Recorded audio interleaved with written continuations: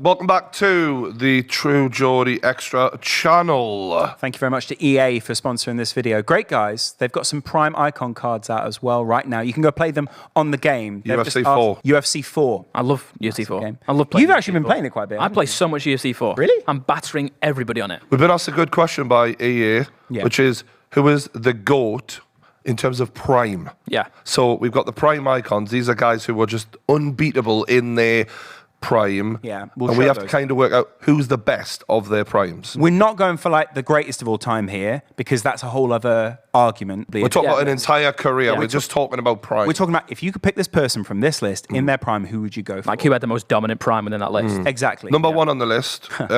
It's not in an order. That's for us to decide. Okay. Khabib. It's interesting when you look at Khabib, because I feel like his prime, sadly, was just before he retired. I agree. So the interesting thing about him is that he decided to call it quits just as he was there. He was at it. And I honestly feel if he went and pushed on, hit the 30, hit the 31, the 32, and racked up a few more of those contenders, you could be looking at him absolutely as the greatest of all time. And really, prime-wise, who in that lightweight division, surely he beats everyone. Is that kind of a plus for him, though? Because he went out when he was at the top. He's left us wanting more, for exactly. sure. Yeah. And is that not a good argument? Well, the problem is as well, the bar's been set so high by like Silva and GSP also on the list. And they were so dominant, they beat so many people, whereas Khabib only had 4 title fights and he only had 3 defenses. The last title fight against Gaethje, that was a wow moment for me. That was like, wow, I didn't realize you were that good, actually. Yeah. Because Gaethje gives everyone hell. No one gets through a fight with Gaethje without taking some knocks.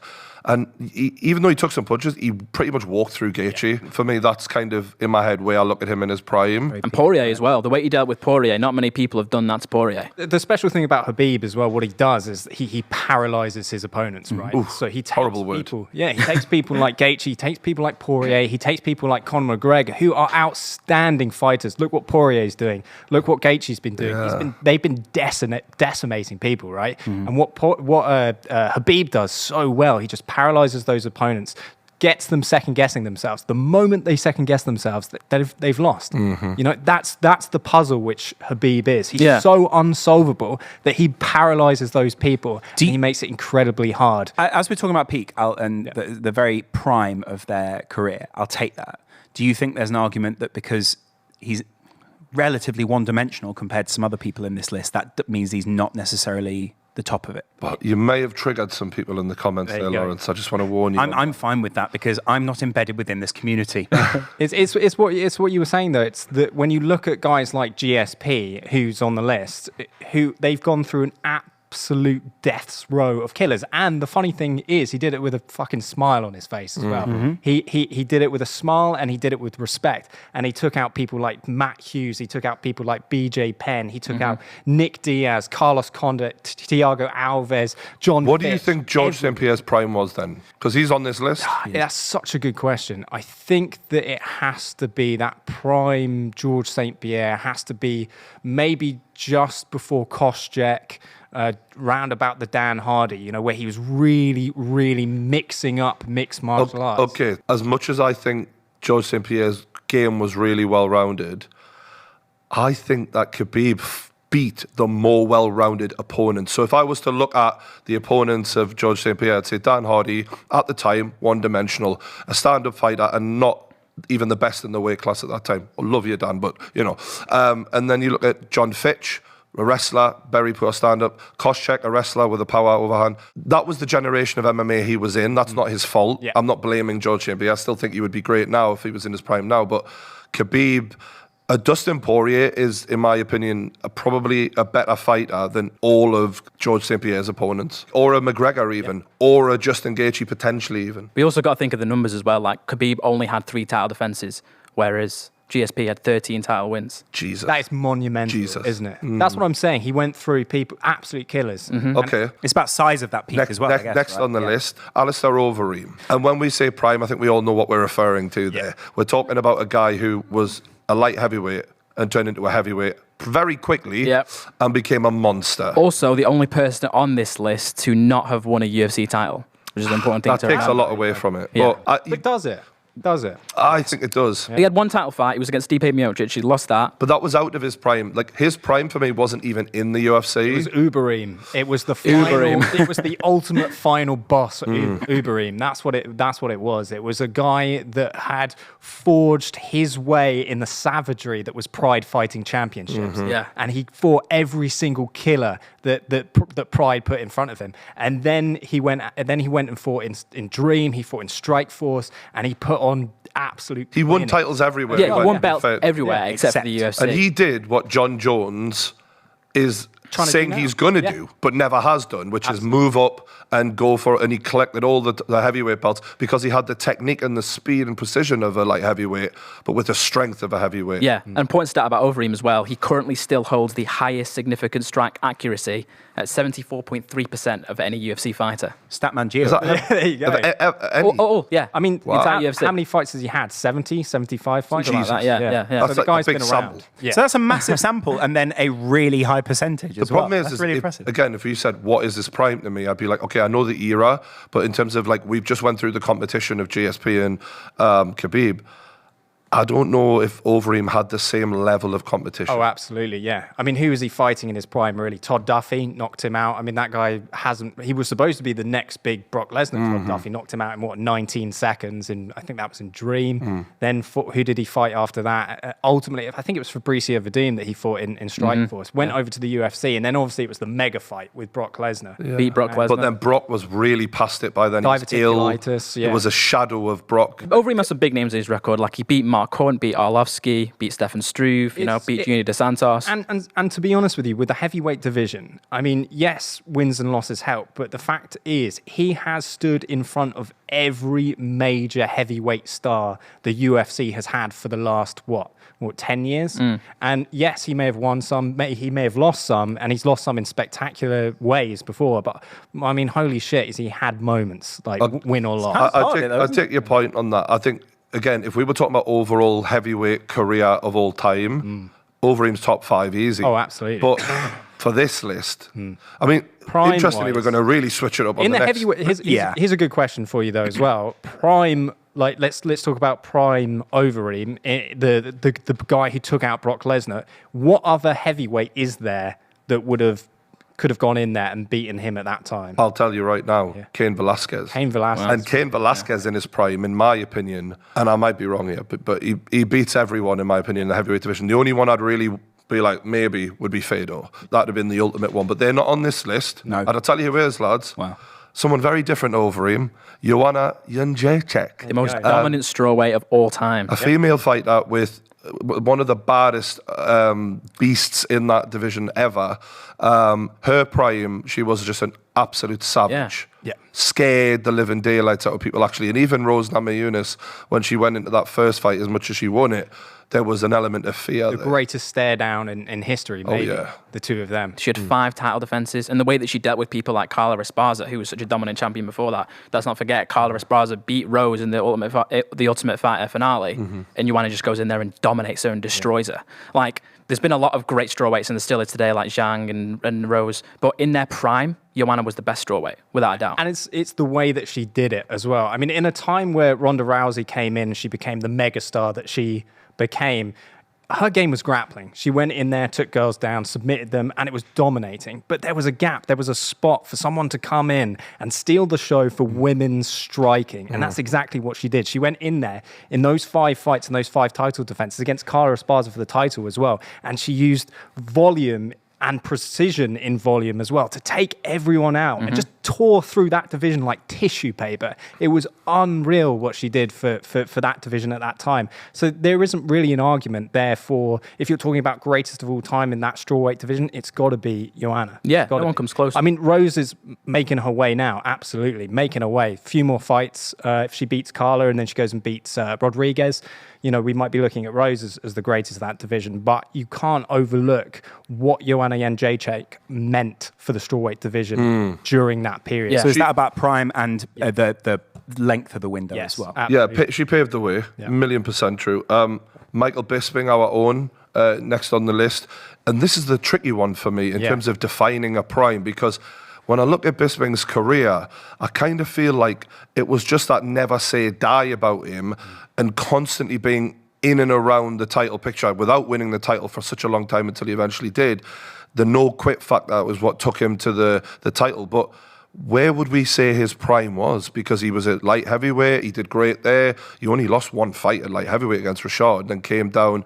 Obviously, he had the setbacks, but I feel like maybe he bloomed late. But that did coincide with. Technically, yes, he absolutely did in the fights against Anderson Silva, and of course the title win against Luke Rockhold. Those stand out as incredible achievements. But where you place Michael Bisping in his prime is when he was in the fire of the middleweight division. He was that perennial top contender that could never quite get to that title shot, that always fell short against the Chael Sonnen, and so always fell short just before fighting Anderson Silva. But every fight that he had there, he did it with a bloody smile the Silva on his one, face. that really stands out as because Anderson was the GOAT and for such a long time, and even though Anderson had lost a few fights but not many, he still had that scare factor and the fear factor amongst other fighters.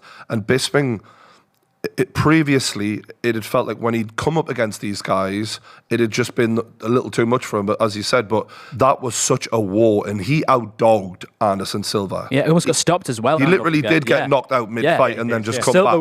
was like putting his hands up as if he was celebrating. That's Next thing you know, a controversial Herb Dean decision, that one. Not for the first or last. Yeah, exactly. he's still at it today, isn't he? He's not on the list though, so Yeah. Exactly. Especially for UK MMA, Bisping is our GOAT, no doubt about it. Yeah, and obviously he won a title with one eye. Jesus. One working eye, and he managed to win a title. But your senses are heightened when you lose one of your set. I mean, does that make it a strength, if anything? Yeah, he's more like Daredevil in that sense. Yeah. You know what it is, though, is that when you say Michael Bisping as well, I know obviously this is within the game. So also within the game context, you look at that card and I think that's the card I want to play with the most. Because it's like, you always play with someone you feel a bit of affection for. Like you pick Masvidal, I pick Bisping because I'm like, right, that's someone that I want to win with in the game. So And he has great camo shorts in the game as well. Like Right. blue camo shorts. They made him that's look really old school. sick. That's how we won the Ultimate Fighter Yeah, against so Josh Haynes. that's what they're saying his prime is, the Ultimate Fighter just coming out. He's on at that point he's on a 16 fight win streak. He's undefeated, goes up to light heavyweight, finds Rashad Evans at a draw, and then I think what was his first loss? Was it Was it Dan Henderson?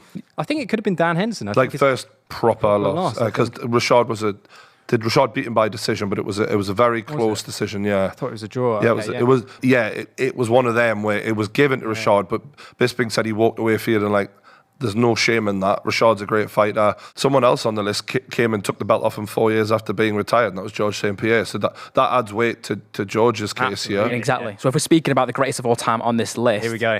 That puts GSP up there. There's one who a lot of people thought was better than him, and GSP avoided like the plague, Anderson Silva. That's the last one on the list. Spider. Well, I mean, I remember a time really clearly in the UFC where Anderson Silva and Georges-Saint Pierre had dominated their divisions respect. Like in the middleweight division, in the welterweight division, GSP was going through people, Anderson Silva was going through people, and I feel like there was a point where they were trying to make that fight happen, and it was that wet dream for the MMA fan that never quite seemed never the right time. Never quite the right time. I mean, it was always the right time for Anderson Silva, I think. I think he's like, whatever, mate. You know what I mean? But Maybe, yeah.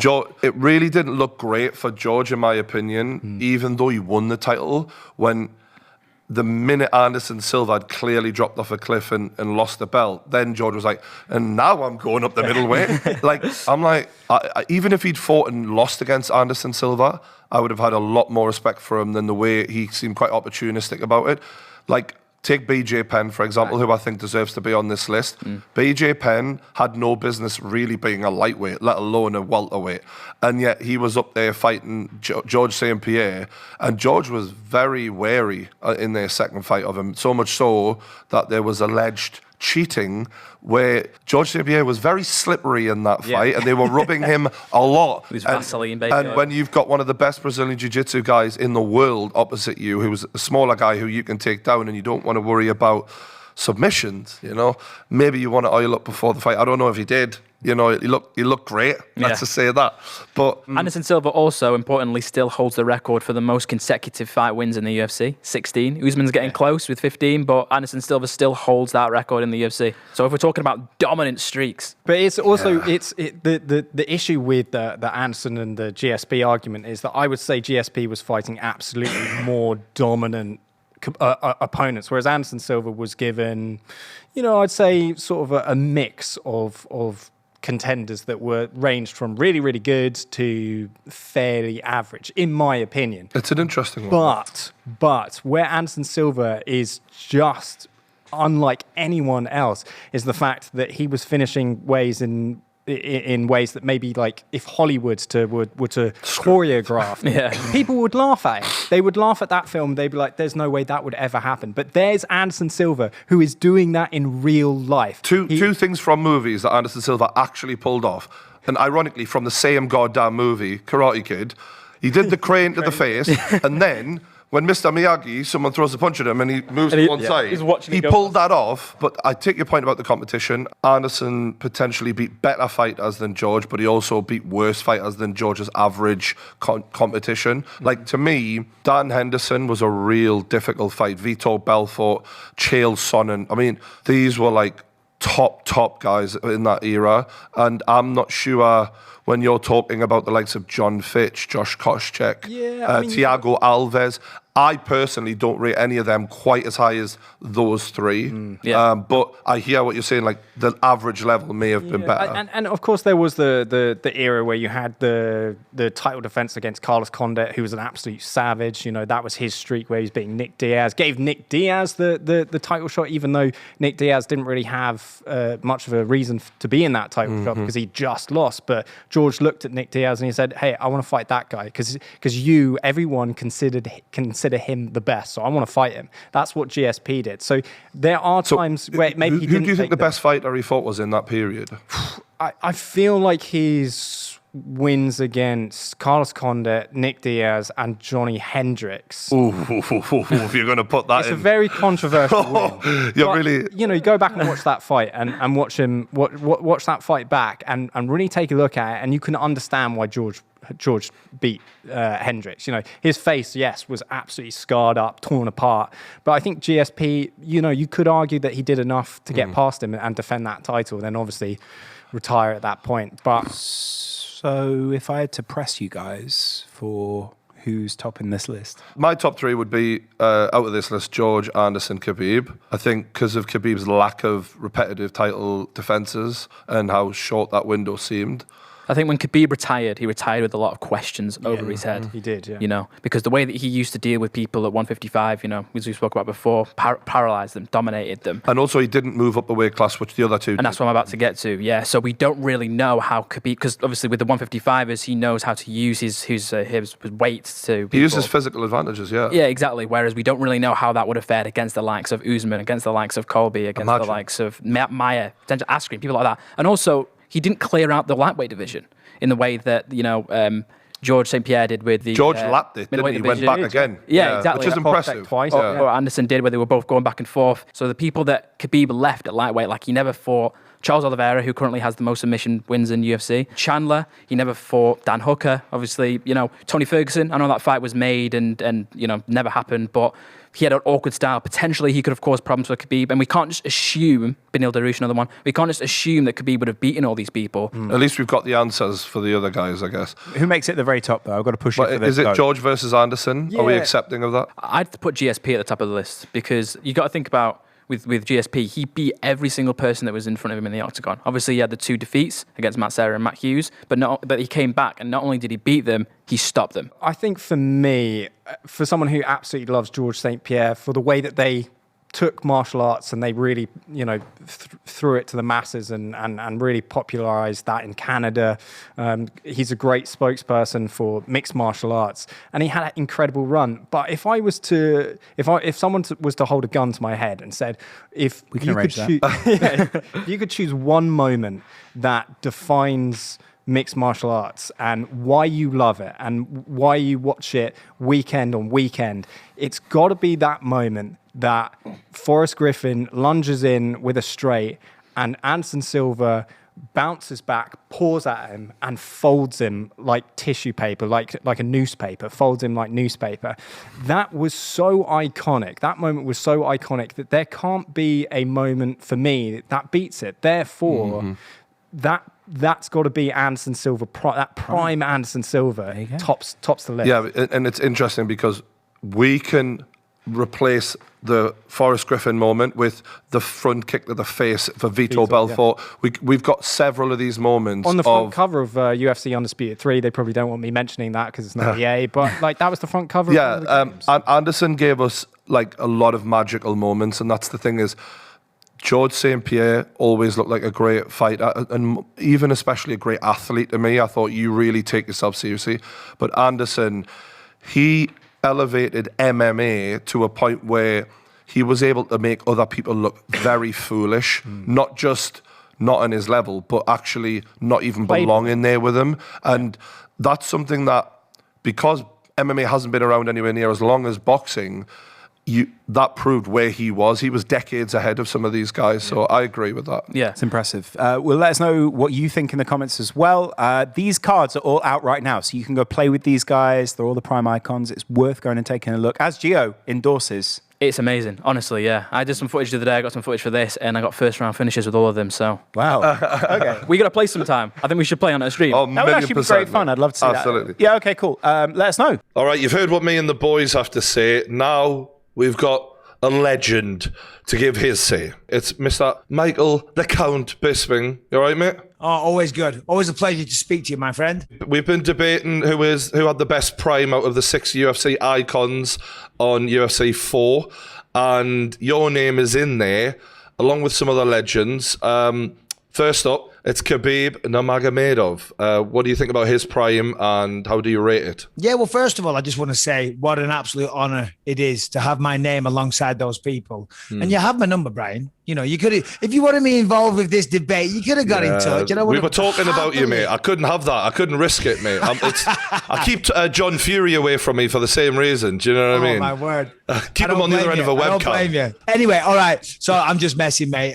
But seriously, it is such an honor for me to have my name mentioned alongside these people. It really is. Even though I've fought a couple of them and I've been around the UFC for a long time, I'm still a fan of the sport, you know. And so to have my name alongside these people really is, it means a lot to me. Anyway, the question, Khabib, when do I think his prime was? It's a very unusual scenario because I think for Khabib, I really think when he retired, that was his prime. And the reason I say that's unusual is because people normally retire when they get to the end of their career, when their skills are starting to, wane a little bit, when they're getting a little long in the tooth, they're getting old, whatever it is. But Khabib retired slap bang in his prime. I mean, the way that he took out Justin Gaethje, and we know the success that he's just had, that fight he had with Michael Chandler, of course, prior to Khabib, the fight he had with Tony Ferguson. Well, what a display. And Justin's amazing. He really is all round so good, and he's a very good wrestler.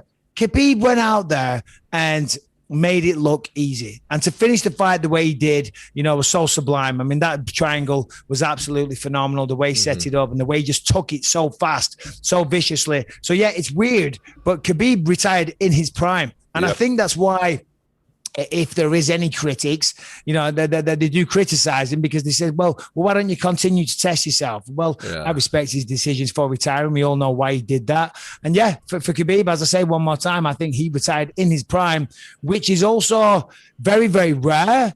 But it's also awesome at the same time that he did that. Yeah, he left us wanting more for sure. But one of the things that may hurt his claim for the number one on this list is the fact that his prime seemed quite short, given how long some of the other contenders had in their primes.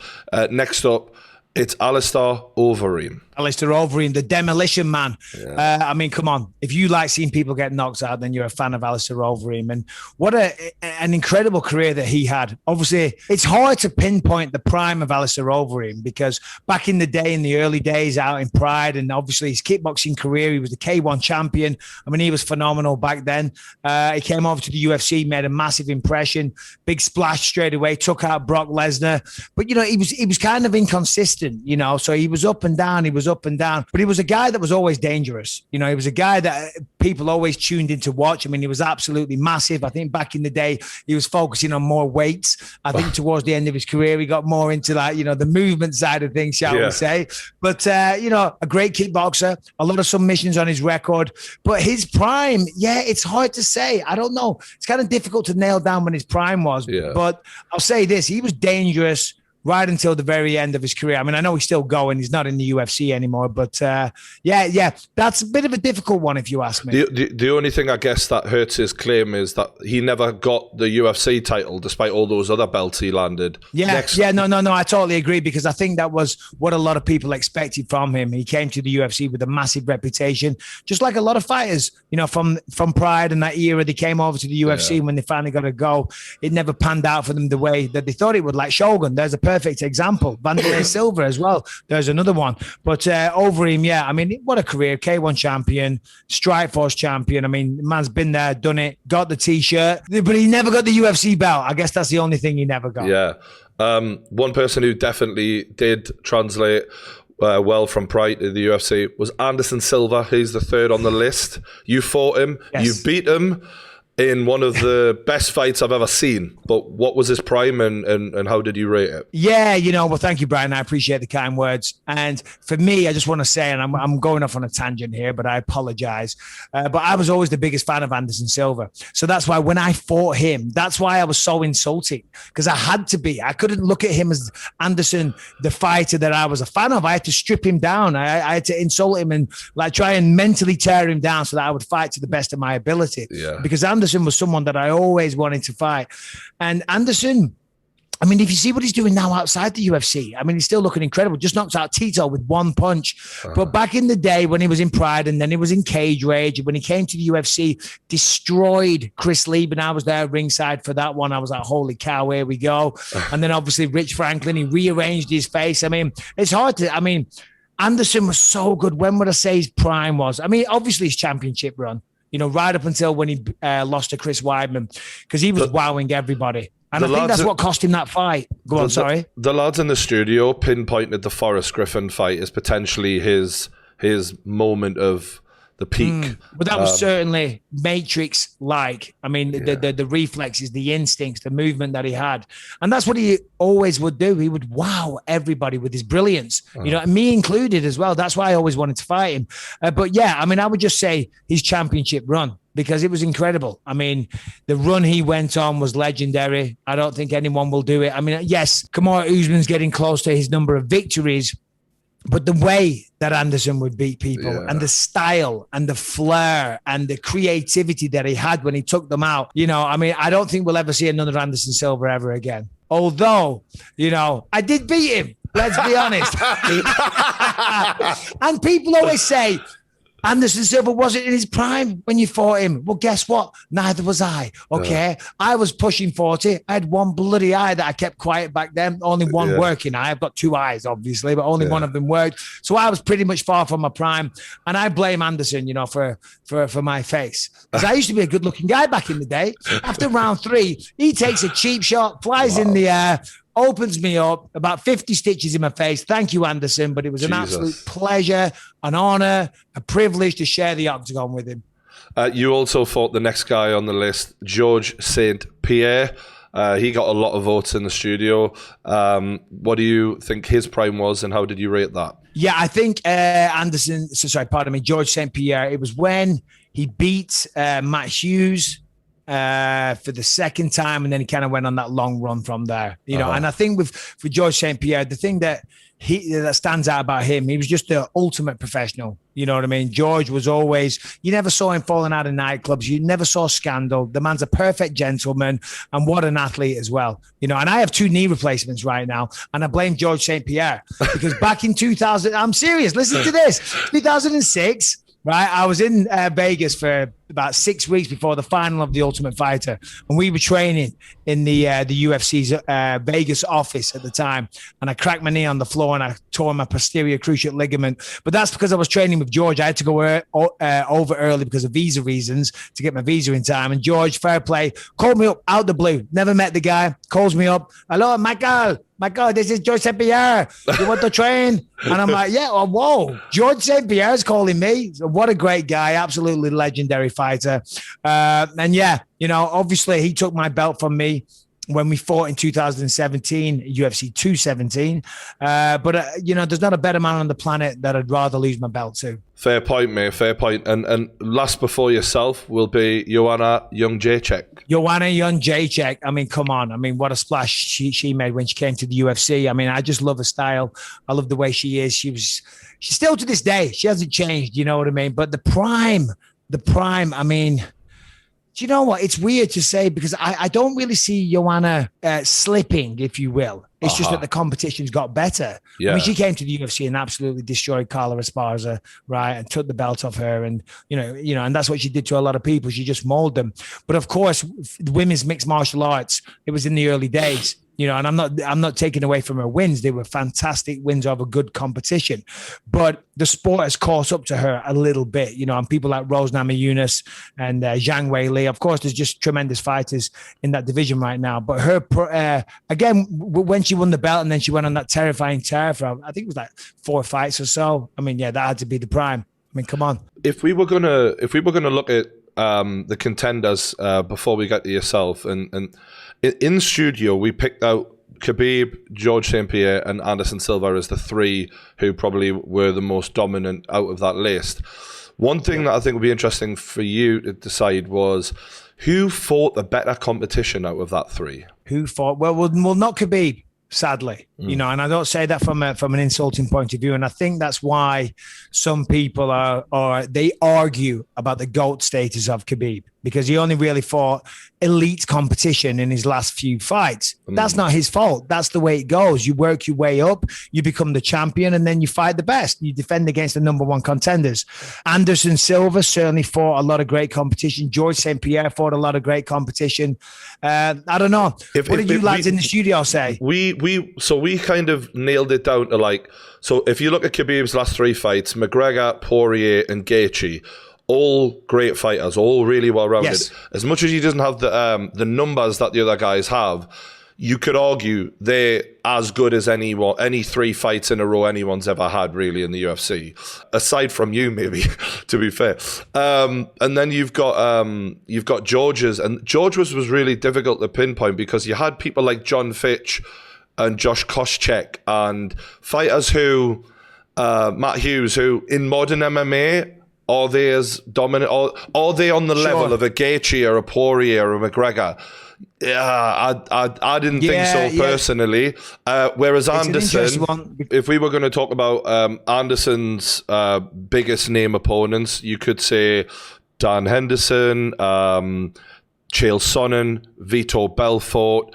He obviously beat Chael twice in that period, whereas George's run during his title run, you could say BJ Penn actually was he was a champ versus champ fight. Yeah. You had Josh Koscheck, Matt Hughes. You obviously got the belt back off Matt Serra, Dan Hardy, Jake Shields, Carlos Condit. I feel like Carlos Condit, out of all of them, for me was the hardest test for George's career outside of Johnny Hendricks, who that was a really debatable decision.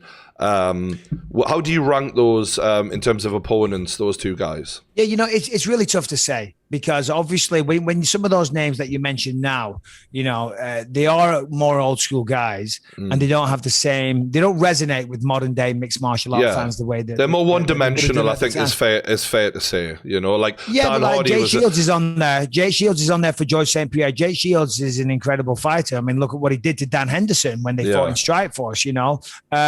Chael Chael Sonnen twice. Chael was a tough matchup for him. Not in the second one where Chael thought he was on Dancing with the Stars and did a spinning back fist and fell over. I was like, what are you doing, Chael? I mean, Stephan Bonner's not so much.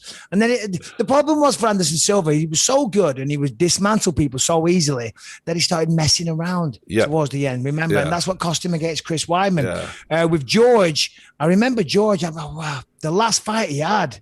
That guy that he took on, I forget his name, but he went in, this really, really handsome guy from England, and like he stepped up a weight class and he tried to take him on, and the other guy was really good, and I remember he was looking really, really good. No, but listen, it's hard to say. I'd say Anderson Silva. I'd say Anderson, because when you look at George, what was his last before me? So you had Johnny Hendricks, Carlos Nick Condit, Diaz, Johnny Carlos Hendricks. Condit. Yeah.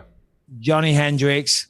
It's a good debate. Who came in at number one on you guys? With you guys, we gave it to Anderson Silva purely, I think, because of the way Anderson would win those fights. You know, the competition between him and George in terms of who they fought. I think I edged it to Anderson in terms of, I think he fought probably more dangerous guys. Like when I looked through George's competition, I felt like there were much clearer ways to win the fight. Whereas with Anderson, he would humiliate people, and I felt like George was able to do that. George had to give everything he could to win a fight, and as an athlete, exhaust himself to make sure he outworked the other guys and pinned them down a lot of the time. Whereas Anderson looked like he did look like he was on Dancing with the Stars, except he was just killing you while doing it. So that's why I picked Anderson. I totally agree, because one of the knocks on Georges-Saint Pierre was that he got too safe. You know, and I hate to say the term lay and pray, but they said he relied on his wrestling too much. And obviously the pressure of being the champion was heavy on him. And they say heavy is the burden. Well, hold on. Heavy is the burden of the crown. What is the expression? Something like that. Help me out. Something like that. That makes sense to whatever. me. The crown weighs a lot and it's a heavy burden to carry. And the pressure of being the champion and all the money that comes in and all the fame that comes with it and the sponsorships and yada, yada, yada. Do you remember, by the way, the BJ Penn fight where George was very, very oiled up that night? He was glistening. He was gleaming. He was shiny. He was. He looked like he was on the front of a magazine that night. Greasegate, what do you call it? Or people like have covered that up very well, but poor old BJ Penn, who was jumping up a weight class and then some to fight George, known for his guard, had no chance in hell that night, and they were rubbing those shoulders of George all night. Well, no, they were, and I'm glad you brought up BJ Penn, by the way, because he definitely deserves an honourable mention. Absolutely, a lot of people forget about BJ, and I'm going off on a tangent again, but if you go back and look at the career of BJ Penn and the people that he fought, he definitely deserves a mention. So well done, Brian. But no, for George, you got a little too safe. And I think that turned some people off. He was winning a lot of fights by decision, to your point. Anderson Silva, as you say, was electrifying people, And okay, styles make fights, styles make fighters, because he was a striker by nature. George was a very well-rounded guy, came in with a karate background, rounded it out with his wrestling and his jiu-jitsu and whatnot, and then favored the wrestling because it's the path, not of least resistance, but it's the path of least danger. It's the least dangerous route to winning a fight. Whereas if you're standing on the feet, listen, we all know one shot from anyone. Doesn't matter if these people, they say they haven't got knockout power. People said I didn't have knockout power my entire career until I left hook Larry bloody rock-alled into oblivion. Do you know what I mean? With those 4-ounce gloves on, anybody can knock anybody out. But Anderson would still stand there and go toe-to-toe with these people for 25 minutes until he got the knockout. And when he would get it, it was something spectacular.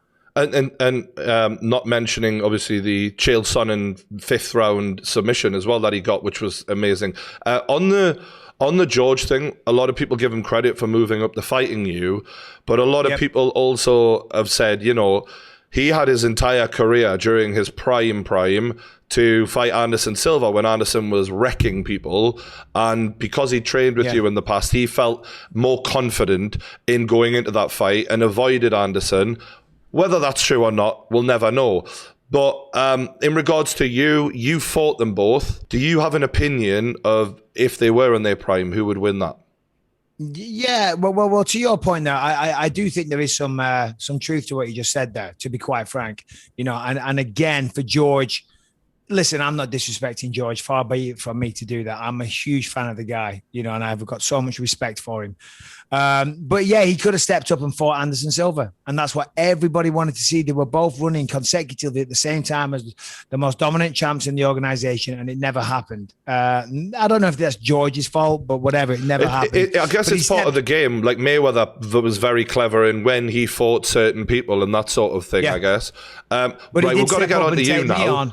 We've got to get on to you now, mate. You're the last icon. Please. The last man standing. About time. Come on. When was your prime, in your opinion, physically? Because we can't tell how you felt when you were in there. We were just watching, and you were in 2 weight classes for about an even number of fights, I would assume. Yeah. But you know what? Again, and I keep doing this to you every time. Well, it's hard to say. But it is hard to say when my prime was. And I'm going to shock people here because... I'm not going to shock him with this sentence, but in a second, what I'm going to say, I was fighting with impaired vision since 2013, right? But I feel that my prime as a fighter came in my last few fights, around 2016. Even though I was fighting essentially with one eye, even though I had tremendous amounts of injuries, I was still improving my skill set, but more importantly, improving the mind. Different coach as well, from memory. You had a new coach, didn't you, later on in your life? Yep, Jason Perillo. So we would train, obviously do the physical stuff. A lot of our best work was done after the hard work was done. We'd sit down on the floor and we'd talk and he'd work on this thing. Because I used to think when I was younger, if I get mad, if I get angry, I'm going to go out there and I'm going to beat people. In your early career, maybe that works. But when you're going up against the best martial artists on the planet, that's not the mindset to have. You got to be cool, calm, and collected. And it took me a long time and until I found a proper coach to figure that out. You see, the problem is there's tons of coaches or wannabe coaches and they learn how to hold pads. You know what I mean? That's not a coach. My wife can learn how to hold the pads. 1, 2, left hook. There you go. Bish, bash, bosh. Oh, I'm a trainer. No, you're not. Put the pads down. Get off Instagram. Stop proclaiming to be a coach because you're not. You're a jumped up pad man, right? But a proper coach is hard to find. And once I got one, and by the way, I worked with some great coaches over the year. Shout out Mark Kinney amongst others. But once I found Perillo, he worked on this side of things. And that's what I was lacking. So even though I was far from my physical prime towards the end, I was in my mental prime. And that's when I feel, I went on that good run. I beat some great fighters. I managed to win the belt. So yeah, I think around 2015 and 16, that's kind of when I was in my prime, which is weird because, physically I was at my worst. Wow. That's fascinating. And I seem to remember a story of when you got given the call from the UFC last minute as well. Jason said something along the lines of, let's enjoy this, and just totally flipped how you would approach a fight like that usually, whereas normally the pressure and all of that, and you were like, no, I'm going to make the most out of this. Yeah, and I actually use that piece of advice to some people here and there when they find themselves in a unique situation and they're stressed out about it. So the story was I got the fight at the last minute and I was kind of freaking out because, obviously you're full of bravado. You want to fight for the belt. I've never fought for the belt, so I'll take it under any circumstances. Give me a title shot. But then the reality sets in. You know what I mean? It's like, oh my word, what have I actually done? I'm taking this fight on 2 weeks' notice. I'm 216 or 17 pounds. I haven't been near a gym in 3 months. I've been on a movie set in Toronto. You know what I mean?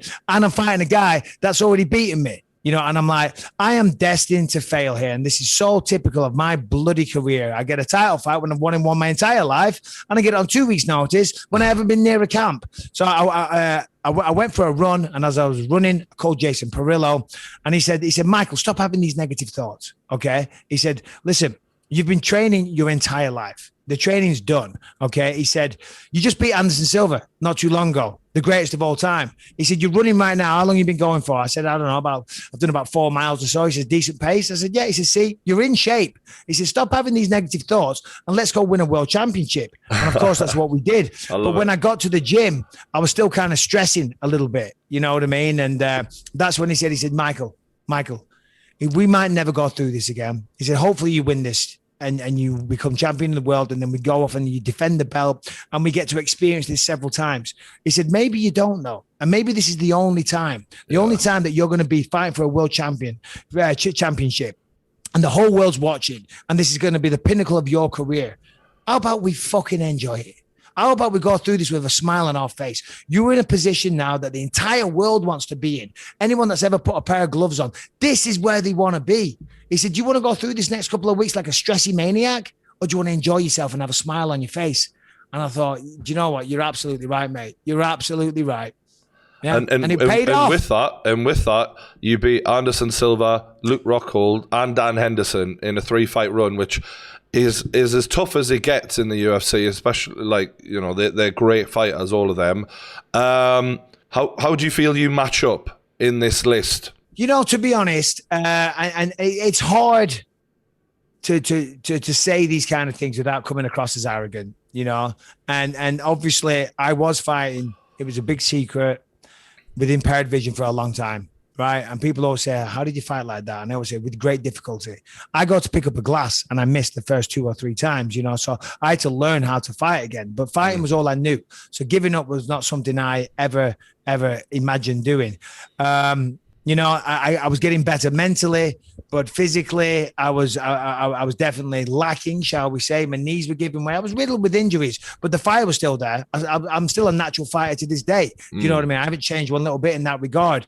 But how do I match up? I mean, Anderson Silva and Georges-Saint Pierre, they're just ultimate legends. Khabib Nurmagomedov. For me to say that I was above either one of those 3 would be disrespectful. I don't believe I am. I'm happy to be in the conversation. I'm happy to be a part of this, and thank you to everyone for putting me on the list.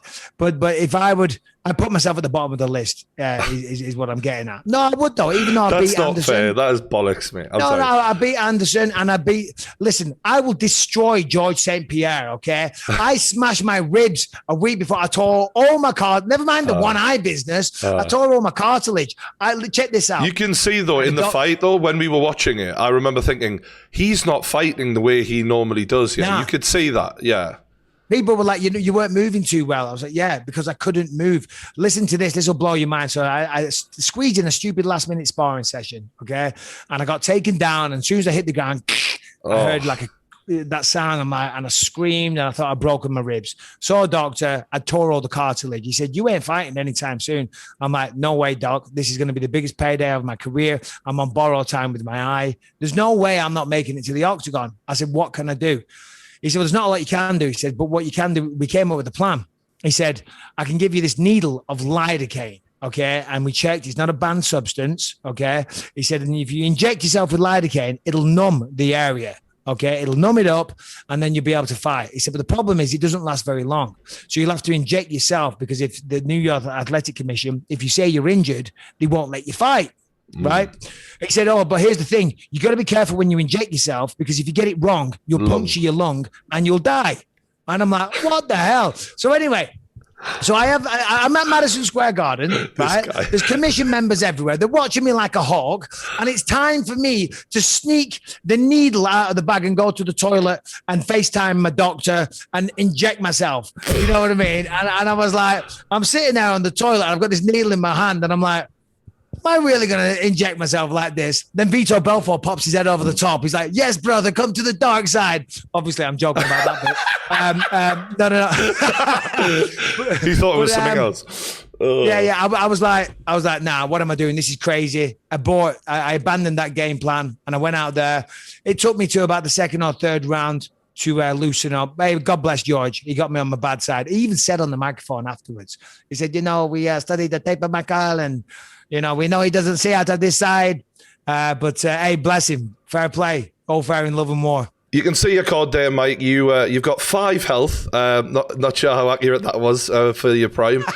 4 on striking and 3.5 on the grappling.